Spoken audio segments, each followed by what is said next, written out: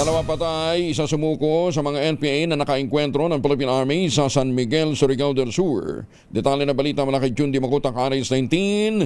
Assalamualaikum, Brother Jun. Alaikum assalam, Brother Angel. Patay ang dalawang high-ranking officers ng Northeastern Mindanao Regional Committee o NEMRC habang sumuko naman ang isang team leader ng Regional Centro de Gravidad o RSDG sa inilunsad na focus military operation sa mga kabundukang bahagi ng Barangay San Roque at Barangay Bulhoon sa bayan ng San Miguel, Surigao del Sur.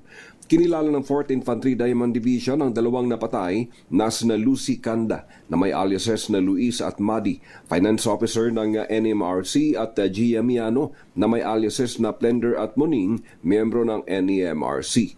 Habang ang isang voluntaryong sumuko ay team leader ng grupo na isang Jun Requina Jr. alias Junjun. Ayon naman sa 4th Division, ang kamatayan ng dalawang NPA at pagsuko ng isa ay bunga ng serye ng encounters ng 75th IB laban sa nabanggit na mga grupo simula nitong April 15.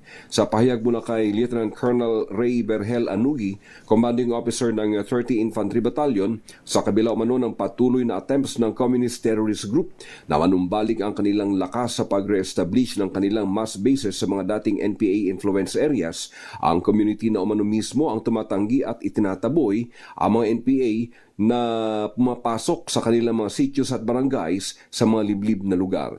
Pinapurihan naman ni 4th ID Commander Major General Michel Ainaron Jr. ang mga tropang nakatoka sa nasabing mga lugar na dating stronghold ng New People's Army at mas pinagtitibay ang malakas na kooperasyon sa mga residente.